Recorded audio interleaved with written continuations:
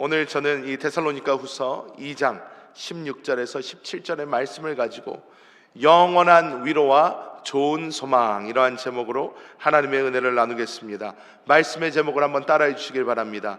영원한 위로와 좋은 소망. 우리는 지금 이 코로나 시대를 살고 있습니다.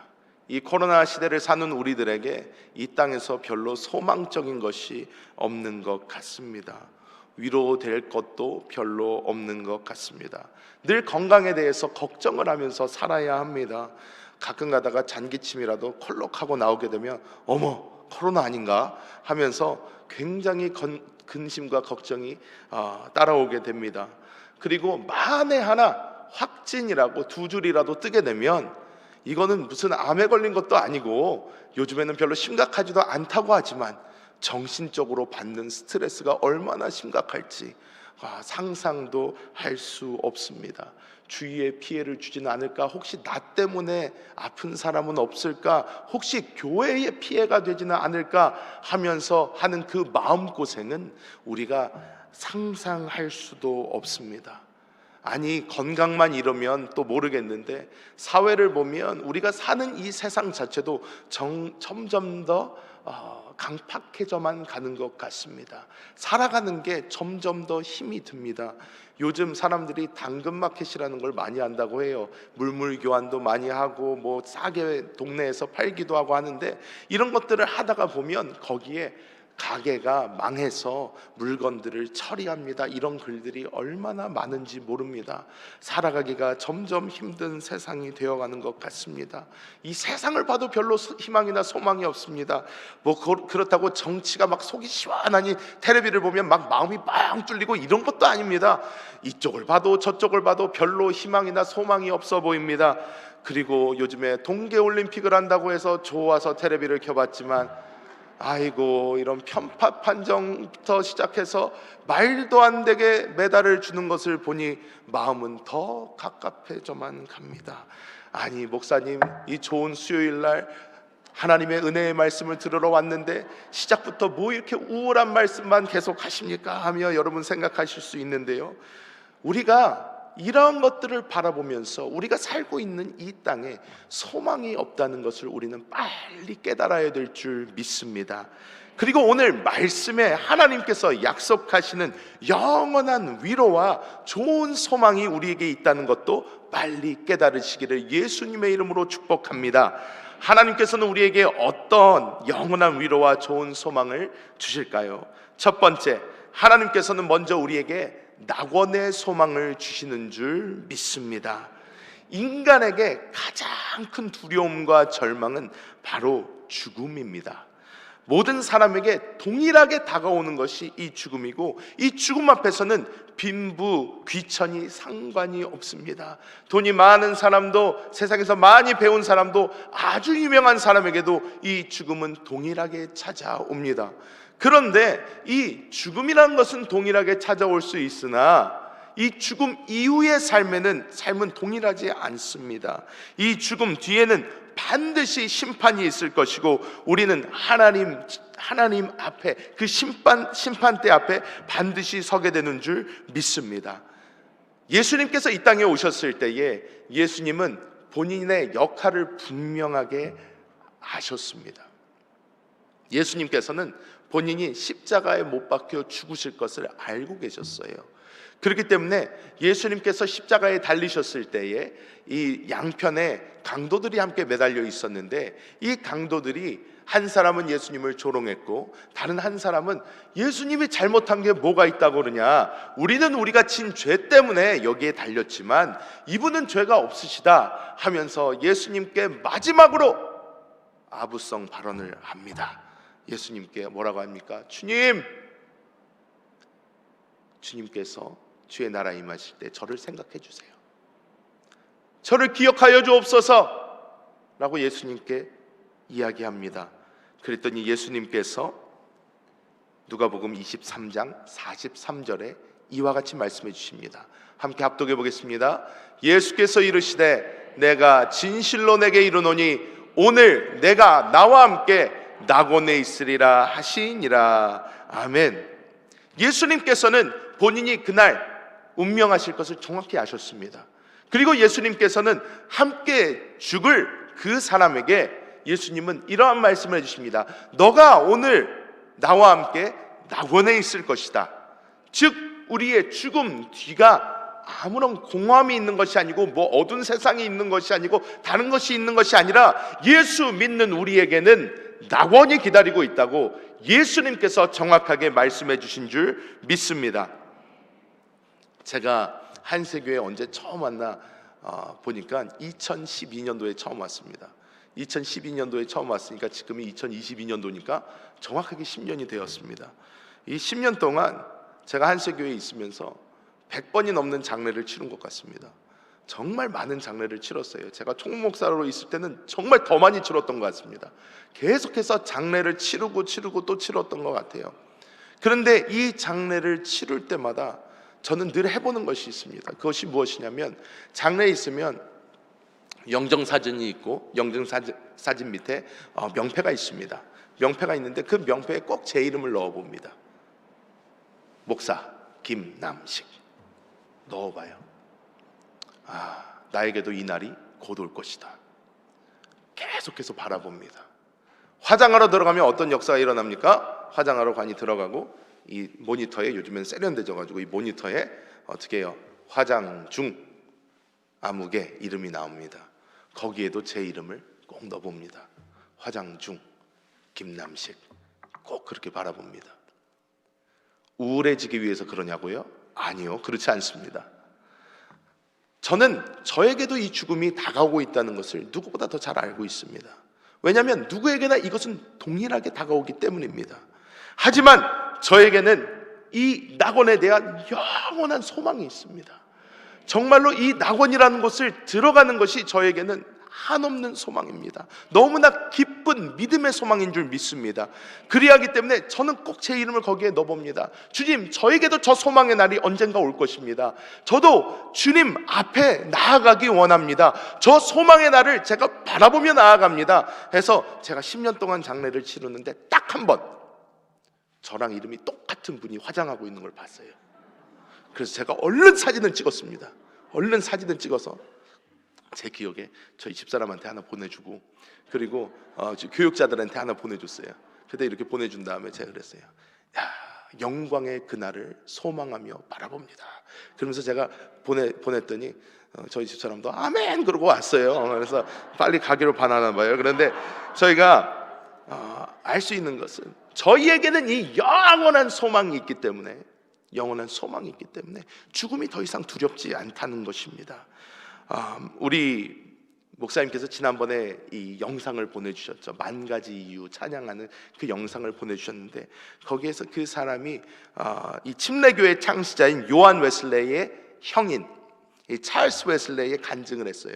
이 찰스 웨슬레이라는 사람은 찬양을 많이 쓴 분인데 81세에 임종 침대에서 다음과 같은 글을 남겼다고 합니다. 제가 여기에 나오는 그 통역 자체가, 그 번역 자체가 맞지가 않아가지고 제가 다시 들으면서 다시 썼어요. 뭐라고 나오냐면, 세월 속에 노쇠한 이 육신, 이 버러지 같은 인간을 누가 구할 수 있겠는가? 예수, 주님이 나의 유일한 소망이시며 나의 죽어가는 육신과 심장의 힘이십니다. 오 주여, 내가 주님의 미소를 보게 하여 주사 영원으로 들어가게 하소서. 이렇게 찰스 웨슬리가 글을 남겼어요. 그런데 제가 거기서 인상 깊었던 것이 영원으로 들어가게 하소서라는 이 말을 영어로 어떻게 표현을 하냐면요, Jump into eternity 이렇게 얘기를 했어요. 여기서 점프는 다 아시죠? 한국에서도 점프라고 그러잖아요. 점프하는 거잖아요. Jump into, 들어가다. 어디로? 영원으로, eternity 이렇게 표현을 했어요. 영원으로 점프해서 들어간다는 거예요. 즉 이것은요, 소극적인 태도를 보이는 것이 아닙니다. 나는 가기 싫은데 죽음에 질질 끌려서 아니요 나는 안 갈래요 하면서 가는 것이 아니라, 주님의 그 얼굴, 우리를 향해 미소 짓고 있는 주님의 얼굴을 향하여 우리는 자신 있게 점프해서 들어가는 줄 믿습니다. 우리는 죽음에 대해서, 이 영혼에 대해서, 이 낙원에 대해서 이러한 소망이 우리에게 충만하게 있어야 되는 줄 믿습니다. 두 번째로 하나님께서는 어떤 소망을 우리에게 주실까요? 하나님은 우리에게 부활의 소망을 주시는 줄 믿습니다. 이 땅에서요, 우리는 보면 우리를 이 땅에서 가장 많이 괴롭히는 게 무엇일까요? 어떤 분들은 지금 남편을 생각할 수도 있습니다. 어떤 분들은 지금 자녀를 생각할 수도 있어요. 어떤 분들은 여러 가지를 생각할 수 있지만, 우리가 어려서부터 지금까지 우리를 가장 많이 괴롭힌 것을 생각을 하면요, 우리의 육신을 볼 수가 있습니다. 우리 권사님들은요, 이해가 잘 가실 거예요. 어떻게 쭉 살아보시니까 어때요? 마음은요, 우리 권사님들도 아직 20대셔요. 마음은 아직도 발짝발짝 뛰시면서 남들 다 춤출 때 더 신나게 춤추고 계시고요. 그냥 우리 권사님들은 실제로도 그렇게 하고 계시지만 정말 마음속은요, 아직까지 젊음이 가득 차 있습니다. 우리의 이 속사람은 늙지 않아요. 우리의 이 속사람은요, 영원히 쌩쌩합니다. 그런데 이 육신이 어때요? 하루가 지나고 이틀이 지나고 10년, 20년, 30년, 40년. 제가 정말로 재밌는 얘기를 듣는데, 우리 청년들이요, 저한테, 우리 카리스 청년들이 이런 얘기를 해요. 목사님, 30대가 되니까요, 예전 같지가 않아요. 얼마나 웃었는지 모릅니다. 야, 너 그런 얘기 권사님들 앞에서 했다가는 큰일 난다. 야, 조용히 하고 그런 얘기 아무한테도 하지 마라. 그래서 30세가 되니까 무슨 그런 말을 하냐고. 그런데 정말로 30세가 되었을 때 20대보다는 좀 아닌 것 같아. 40대가 되니까 30대보다는 좀 아닌 것 같아. 50대가 되니까 내가 괜한 소리를 했지. 60, 70 가면 갈수록 어떻게 해요? 아니, 그 1년 차인데 내 몸은 왜 이렇게 확 더 힘이 빠지는 것 같을까? 아니, 이 무릎은 왜 그렇게 아픈 것일까? 왜 이렇게 쑤실까? 왜 이렇게 여기도 아플까? 저기도 아플까? 계속해서 이 육신은 우리를 괴롭힌다는 것입니다. 제가 우리 권사님들이 무릎이 아프시다고 그럴 때 잘 이해가 안 갔어요. 왜? 젊으니까 이해가 잘 안 가죠. 그런데요, 하나님께서 제 무릎을 한번 아프게 하셨어요. 야, 이게요, 걷는데도 아프고 앉아도 아프고 일어나도 아프고 모레도 아프고 계속 아픈 거예요. 계속 아파가지고 병원에도 가서 엑스레이도 찍어봤어요. 엑스레이를 한 20방은 찍은 것 같아요. 그런데 의사가 말하길 말짱합니다 그러는 거예요. 저한테 사진을 보여주면서 이렇게 튼튼한 뼈를 보셨습니까? 그러면서 제가 보니까 정육점에 걸려있는 그런 뼈같이 얼마나 튼튼한지 몰라요. 그래서 제가 봐도 좀 말짱하게 생겼네요. 그러니까 의사가 그러니까 덜 아픈 거니까요, 그냥 괜찮을 거예요, 걱정하지 말고 집에 가셔요. 그래가지고요, 그냥 집에 왔어요. 그런데도 아픈 거예요. 그러면서 제가 기도를 했어요. 하나님, 왜 제 무릎을 이렇게 아프게 하십니까? 그때 우리 권사님들이 이해되기 시작하는 거예요. 권사님도 이렇게 아프셨겠구나. 이거보다 더 아프셨겠구나. 난 한쪽 무릎 가지고도 이런데 양쪽 무릎이 이렇게 아프면 얼마나 괴로울까 하면서 우리 권사님들 마음이 좀 이해되기 시작하는 거예요. 이렇게 아프셨구나 하면서. 그런데 이 육신이 우리를 죽을 때까지 괴롭힙니다. 계속해서 연약함을 가져다 주고요, 여기저기 고장이 나기 시작하고요, 우리 육신은 날마다 쇠약해져 가는 것입니다. 우리 성도님들도, 여러 성도님들을 보면요, 장례를 하러 가면 어떤 요양원에 오래 계시다가 가시는 분도 있고, 어떤 지병 때문에 오랫동안 고생하다가 가시는 분들도 있어요. 자, 그런데 고린도후서 5장 1절부터 2절 그리고 4절의 말씀 우리가 함께 읽어보겠습니다. 시작. 만일 땅에 있는 우리의 장막집이 무너지면 하나님께서 지으신 집 곧 손으로 지은 것이 아니요 하늘에 있는 영원한 집이 우리에게 있는 줄 아느니라. 참으로 우리가 여기 있어 탄식하며 하늘로부터 오는 우리 처소로 덧입기를 간절히 사모하노라. 참으로 이 장막에 있는 우리가 짐진 것 같이 탄식하는 것은 벗고자 함이 아니요 오히려 덧입고자 함이니 죽을 것이 생명의 삼킨 바 되게 하려 함이라. 아멘. 여기서 이 장막은 우리의 살고 있는 아파트, 집을 얘기하는 거 아닙니다. 여기서 우리의 장막은 우리의 육신을 얘기하는 거예요. 이 육신의 집이 무너질 건데 하나님께서 우리에게 약속으로 주시는 것이 있어요. 무엇이? 하늘에 새로운 집이 있다는 거예요. 우리가 덧입게 될 거라는 거예요. 이 생명이 우리를 삼킨 바 될 거라는 거예요. 이것을 하나님은 우리에게 약속해 주시는 줄 믿습니다. 예수님께서 이 땅에 오셨을 때에 유대교에 큰 두 종파가 있었습니다. 다른 종파도 있었지만 가장 메이저급 그 종파는 무엇이었냐면 우리가 잘 알듯이 바리새파가 있었고 사두개파가 있었어요. 이 바리새파는요, 율법주의자들이에요. 하나님의 말씀을 있는 그대로 믿어보려고 노력하는 사람들입니다. 하나님의 말씀에 이렇게 하라고 했으면 어떻게 이렇게 살아야 되나 구구절절 따져가면서 지키려고 노력했던 그런 사람들이에요.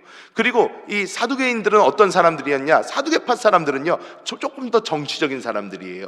어떻게 하면 이스라엘의 독립을 이룰 수가 있을까? 조금 더 현실주의, 약간 더 과학적인 그러한 사람들입니다. 그래서 이 바리새파와 사두개파가 서로 싸웠는데 무엇을 가지고 가장 많이 싸웠는가? 부활에 대해서 가장 많이 싸웠어요. 바리새인들은 부활이 있다, 부활이 있을 거라 그랬다, 부활은 반드시 있으니까 그렇게 믿어야 된다 그러고, 사두개파는 야, 사람이 상식적으로 생각을 해봐라, 어떻게 부활이 있냐, 죽은 사람이 어떻게 다시 살아나냐, 말이 되는 소리를 해라, 그러면서 서로를 맨날 싸웠어요. 그래서 이 사두개파가 머리를 굴리고 굴려서 그 당시에 예수님께서 이 땅에 오셨을 때에 사두개인들이 예수님한테 질문을 합니다. 자기네들이 나름대로 머리를 써서 만들어낸 답을 못 줄 그런 질문이었어요. 그것이 무엇입니까? 이스라엘 풍습에는 어떤 풍습이 있냐면, 형이 결혼을 해서 있다가 형이 먼저 죽어버리면 이 부인인 이 형수죠, 이 형수님이 혼자서 살 방법이 없어요. 그 당시에 이런 제도가 없습니다. 이 혼자서 장사를 할 수 있는 것도 아니고요, 뭘 할 수 있지도 않아요. 그렇기 때문에 이 형수님을 책임지기 위해서 이 둘째 남동생이 대신 결혼을 해요. 이런 식으로 계속해서 이 형수가 살아갈 수 있게 해주는 겁니다. 그래서 이 사두개인들이 뭘 만들어냈냐면, 7 형제가 있는데 첫째 형이 결혼을 했다가 첫째도 죽고, 그래서 둘째가 결혼을 했는데 둘째도 죽고 해서 쭉 7째까지 그렇게 됐는데, 이렇게 되었다면, 부활의 날이 온다면 이 중 누구랑 결혼을 합니까? 그런 거예요. 그러면서 아주 사두개인들은 마음이 흡족했을 거예요. 요거 한번 말해봐라, 얘기할 수 있나 보자. 예수님한테 말씀을 합니다. 그랬더니 예수님께서 마태복음 22장 29절에서 30절에 이렇게 말씀하십니다. 29절에서 30절이요. 없습니까? 제가 읽어드리겠습니다. 예수께서 대답하여 이르시되 너희가 성경도 하나님의 능력도 알지 못하는 거로 오해하였도다. 부활 때에는 장가도 아니가고 시집도 아니가고 하늘에 있는 천사들과 같으니라. 그 이후에 방금 전에 보여드렸던 마태복음 22장 32절의 말씀을 읽어줍니다. 나는 아브라함의 하나님이요 이삭의 하나님이요 야곱의 하나님이로라 하신 것을 읽어보지 못하였느냐? 하나님은 죽은 자의 하나님이 아니요 살아있는 자의 하나님이시니라 하시니. 아멘. 이것이 무슨 말입니까? 우리의 육신이 새로운 몸을 입게 된다는 거예요. 천사와 같은 몸을 입게 되는데, 그런데 예수님께서 이 32절에 해주신 말씀은 어떤 말이냐? 사람은 죽지 않는다는 겁니다. 자, 아브라함의 하나님, 이삭의 하나님, 야곱의 하나님이라고 이스라엘 백성은 늘 말씀해 왔어요. 당신의 하나님, 당신은 어떤 하나님을 믿습니까? 나는 아브라함의 하나님, 이삭의 하나님, 야곱의 하나님을 믿습니다. 이렇게 얘기를 해요. 근데 예수님께서 말씀하시는 게 무엇입니까? 하나님은 죽은 자의 하나님이 아니라 살아있는 자의 하나님이다. 즉 아브라함, 이삭, 야곱 이들은 이미 오래전에 육신은 떠났지만 그들의 영은 아직 살아서 낙원에 있다라는 거예요. 아직 멀쩡하게 있다는 거예요. 그렇기 때문에 예수님께서 이렇게 말씀하신 줄 믿습니다. 그래서 우리가 기대해야 되는 게 있어요. 아, 우리 죽지 않는구나. 우리가 죽는다는 것은 우리의 이 육신을 벗는다는 의미지, 우리가 죽는다는 것이 우리가 소멸된다는 의미가 아니구나. 우리는 정확하게 알아야 될 줄 믿습니다. 근데 여기서 끝나는 것이 아니라 하나님께서는 천사와 같은 몸을 우리에게 주신대요. 근데 이것을 처음으로 우리에게 보여준 분이 있습니다. 누굽니까? 우리 주 예수 그리스도인 줄 믿습니다. 우리 예수님께서요, 이 땅에 오셨을 때 십자가에서 죽으시고 3일 만에 무덤에서 부활하십니다. 무덤에서 부활하셨는데요, 여러분이 성경을 잘 읽어보시잖아요. 옛날에 우리 신약 통독 벌써 했잖아요. 근데 그때 잘 읽어보세요. 너무 재밌어요. 왜냐? 예수님이 다시 살아나셨어요. 무덤에서 나오셨어요. 여자들에게 보이셨어요. 그런데 예수님께서 보이셨을 때 예수님을 알아봅니까? 못 알아봅니까? 못 알아봐요. 못 알아봐요. 신기해요. 왜 못 알아보지? 이게 보면요, 예수님이 죽었다가 살아났는데 설마 죽었던 사람이 어떻게 살아나겠어 해서 모르는 것일까? 아니, 근데 생긴데 어떻게 모르겠어요. 그런데 예수님이 살아나셨는데 사람들이 예수님을 생김새 가지고 못 알아봐요. 이것은 예수님께서 새로운 몸을 입으셨다는 거예요. 새로운 몸을 입으셨어요. 새로운 몸을 입으셨는데 이 몸은요, 놀라운 몸이었어요. 왜냐? 그냥 영의 몸도 아니에요. 왜냐? 예수님께서는 제자들이랑 같이 식사도 하셨어요. 어떻게? 예수님께서 베드로 데리러 갔을 때 요한의 아들 시몬아, 네가 다른 사람들보다 나를 더 사랑하느냐? 여러분 아시잖아요? 그때 예수님 뭐하고 계셨어요? 해변가에다가 떡 굽고요, 물고기 구워놓고요, 제자들 기다리고 계셨어요. 그런 다음에 제자들이랑 같이 뭐 했어요? 식사하셨어요. 즉 먹을 수 있는 몸이에요. 그리고 예수님께서 제자들이 꽁꽁꽁꽁 숨어 있을 때 그 숨어 있는 방에 쓱 하고 들어가시더니 샬롬 하면서 들어가십니다. 그러더니 거기 믿지 못하는 도마 보면서 어떻게 뭐라고 그래요? 넣어봐라. 이것은 무엇입니까? 만질 수도 있다는 거예요. 손으로 만져지는 건데, 육신인데 손으로 만져지는 몸인데, 이 우리의 부활의 몸은 어떻게 해요? 공간도 초월할 수 있고요, 하늘을 날 수도 있는 몸이라는 것입니다. 그 하늘을 날 수 있다는 게 어디서 나와요? 사도행전에서 나옵니다. 예수님께서 사람들이 다 모여 있는데 내가 세상 끝날까지 너희와 함께 하리라 슝 하고 올라가십니다. 사람들이 다 와 하면서 위에 쳐다보는 거예요. 권사님들 지금 무릎 때문에 힘드시죠?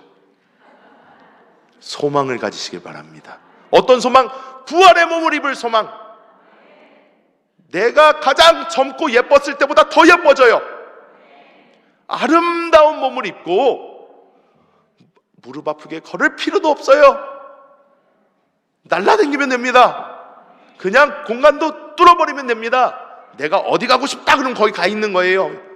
놀라운 몸을 입게 되는 것입니다. 하나님께서는 이 부활의 몸의 꿈을 우리에게 허락하신 줄 믿습니다. 우리는요, 이 사도신경을 할 때도요, 뭐라고 하는지 우리는 너무 버릇적으로 해가지고 사도신경도 맨날 하면서 우리가 까먹을 때가 많아요.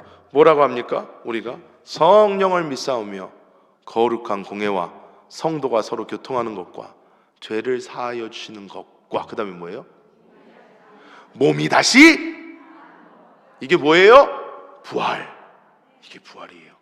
그리고 그 다음에는 영원히 사는 것을 믿사옵나이다. 아멘. 맨날 믿는다고 해놓고선 하나님께서는 이 부활의 소망을 우리에게 주신 줄 믿습니다. 마지막으로 하나님께서 우리에게 주시는 이 놀라운 소망은 무엇일까요? 이것은 바로 하나님의 완벽한 나라, 유토피아의 소망을 주신 줄 믿습니다. 유토피아라고 하면 완벽한 세상을 이야기합니다. 완전한 세상, 공평하고 온전하고 공정하고 모든 것이 완벽한 그런 세상을 이야기합니다. 많은 사람들이요, 옛날부터 막 소크라테스가 살기 이전부터도요, 이 완벽한 정치 시스템이라는 어떤 시스템일까 놓고 많이 싸웠어요. 많이 싸웠어요. 어떤 사람은 민주주의가 가장 좋다, 어떤 사람들은 공산주의가 가장 좋다, 어떤 사람들은 뭐 왕정정치가 가장 좋다, 그러면서 서로 막 싸웠어요. 여러 가지 정치 시스템을 놓고. 왜? 사람들이 꿈꾸는 거는요, 완전한 세상이에요. 완벽한 세상입니다. 모든 사람이 행복한 세상을 꿈꿉니다. 그런데 이런 세상이 어떤 정치적 시스템이 도입이 돼야지 이런 세상이 이루어질 수 있을까라고 계속해서 정치학자들이 싸워왔는데요, 그런데 대부분의 정치학자들은요, 이것에 대해서는 의견을 같이 합니다.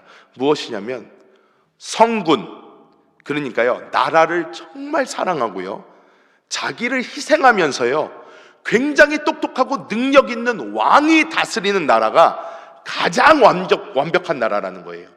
가장 완벽한 시스템이라는 거예요. 왜냐? 이 왕은요, 자기보다 백성을 더 사랑해요. 그러면 자기 희생적이 되어서 욕심 없이 나라를 다스리게 됩니다. 그리고 능력이 있으니까 모든 결정이 빠르고 정확합니다. 그래서 민주주의 같으면요, 어떻게 우리는 민주주의가 최고라고 생각할지 모르지만 어떻게 민주주의 같으면 투표를 해야 돼요. 먼저 투표를 해서 사람을 뽑고 그 사람들이 또 모여서 또 투표를 합니다. 또 투표를 해가지고 그걸 갖다가 또 대통령한테 가면 대통령이 어떻게 해요? 내 마음에 안 들어 그러면서 띡 하고 다시 돌려보내면 거기 다시 한번 또 투표를 해야 돼요. 그거를 뛰어넘을. 이런 식으로 정말로 우리가 살고 있는 이 시스템이 오래 걸려요. 그런데 이게 정말 좋은 일입니다. 그런데 왕이요, 한마디만 하면 됩니다. 왕은 자 이렇게 하세요 그러면 네 폐하 그러면 끝나요. 진짜 그거 해야 되는 거예요. 그러니까 진짜 성군이 다스리는, 백성을 사랑하고 백성을 위해 희생할 줄 아는 능력 있고 똑똑한 왕이 다스리면 이 땅에서 가장 완전한 시스템이 이루어진다는 거예요. 그런데 이 예레미야서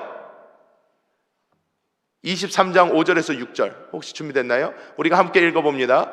야훼의 말씀이니라. 보라, 때가 이르리니 내가 다윗에게 한 의로운 가지를 일으킬 것이라. 그가 왕이 되어 지혜롭게 다스리며 세상에서 정의와 공의를 행할 것이며 그의 날에 유다는 구원을 받겠고 이스라엘은 평안히 살 것이며. 이게 그의 이름은 야훼, 우리의 공의라 일컬음을 받으리라. 아멘. 이 왕이 누굽니까? 주 예수 그리스도이신 줄 믿습니다. 주 예수 그리스도께서 우리의 왕이 되어서 이 땅에 오셔서 다스리는 그 나라가 되면은 정의와 공의가 흐를 거라는 거예요. 완전한 세상이 이루어질 거라는 것입니다.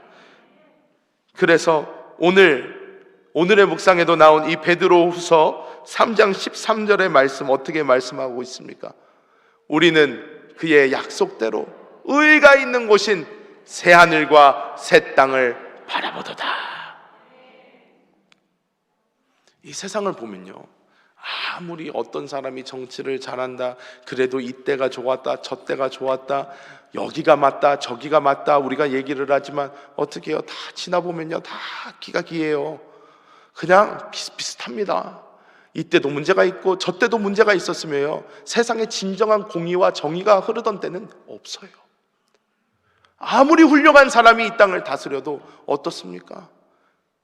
거기에는 안 좋은 밑에 있는 사람들이 있을 수도 있고요, 정말로 거기는 그 사람의 욕심이 들어갈 수도 있고요, 여러 가지 이 세상의 것들은 절대로 완벽한 나라를 구축하지 못했습니다. 하지만 하나님께서 우리에게 약속해 주고 계신 줄 믿습니다. 우리가 그렇게도 꿈꾸는 완벽한 세상, 정의와 공의가 하수처럼 흐르는 그 세상이 이 땅에 임할 것인데, 그때가 언제냐? 주 예수께서 이 땅에 오셔서 다스릴 그때 우리는 완벽한 나라를 보게 될 줄 믿습니다. 그래서 여러분, 이 세상을 보면서 너무 실망하지 마십시오. 막 너무 열받아 하지 마세요.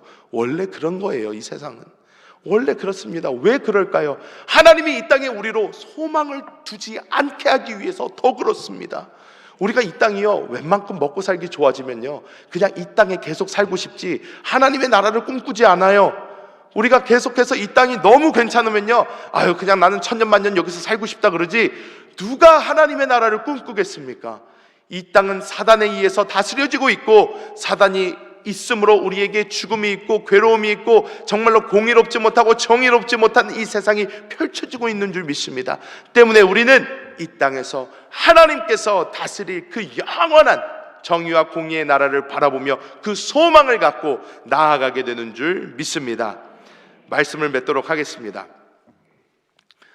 전 세계적으로 보면 이 NDE라고 Near Death Experience라고 해서 사람이 죽음 직전까지 갔다 온 사람들, 아니면 뭐 며칠은 아니겠지만 뭐 몇 시간 동안 이렇게 죽었다가 다시 살아난 사람들 있잖아요. 이런 사람들의 경험을 조사를 하는 그런 공부가 참 많이 있습니다. 그리고 우리도 교회 안에서도 천국을 다녀오신 분들의 간증을 간혹 가다가 들어봅니다. 옛날에 뭐 유명하셨던 우리 김상호 목사님도 우리 여러분께 계셨고, 이렇게 천국을 다녀왔다, 죽었다가 다시 살아났다, 이런 분들의 공통점을 우리가 찾아보면요, 어떤 공통점이 있냐면요, 죽음을 두려워하지 않는다는 거예요. 왜? 이분들이 죽음 뒤에 무엇이 있는지를 이미 보고 온 거예요. 그렇기 때문에 죽음이 끝이 아니라는 것을 너무나 확실하게 알게 된 거예요.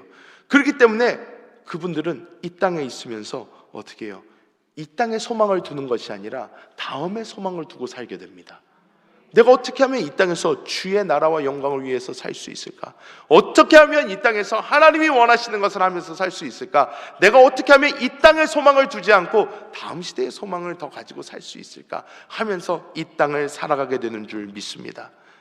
우리 사랑하는 한수 성도 여러분, 여러분에게 영원한 위로와 좋은 소망이 있으십니까?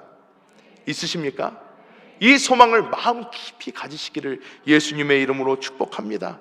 그렇다면 우리가 지금 살고 있는 이 세상이 아무리 힘들고 어려울지라도 우리는 낙심하지 않을 것입니다. 우리는 절망하지 않을 것입니다. 우리는 다시 일어날 것이고요, 주님께서 주실 그 나라를 위해서 우리는 걸어가게 될 줄 믿습니다. 우리 낙원에 대한 소망, 부활에 대한 소망, 하나님이 이루실 새 하늘과 새 땅에 대한 그 소망을 가지고 이 땅에서 승리하며 살아가는 우리 모든 성도님들 되시기를 예수님의 이름으로 축복합니다. 하나님, 주님의 놀라우신 그 은혜를 감사합니다. 주님께서 우리에게 이 소망을 허락하여 주심을 감사합니다. 하나님, 우리가 이 땅에서 믿지 않는 자들과 같이 죽음에 대해서 벌벌 떨면서 사는 것이 아니라 우리에게 낙원에 대한 소망을 주심을 감사합니다. 하나님, 지금 우리가 입고 있는 이 육신이 우리를 괴롭힐지 몰라도 아버지, 정말 예수님의 부활의 몸과 같은 그 부활의 몸을 우리에게도 허락하여 주실 것을 믿고 감사합니다. 주여, 이 땅이 아무리 힘들고 어려워도 하나님께서 새 하늘과 새 땅을 우리에게 주실 것을 말씀을 통하여 믿음으로 우리에게 소망을 주심을 감사합니다. 아버지, 우리가 이 소망을 날마다 품고 나아가기 원합니다. 우리 성도님들의 심령 가운데 이 소망이 실제가 되게 하여 주사 이 땅에서 패배하는 자들이 아닌 하나님께 영광을 돌리며 하루하루 승리하며 나아가는 우리 모든 성도님들이 되게 하여 주시옵소서. 하나님께 감사를 드리며 주 예수님의 이름으로 축복하며 기도하옵나이다. 아멘.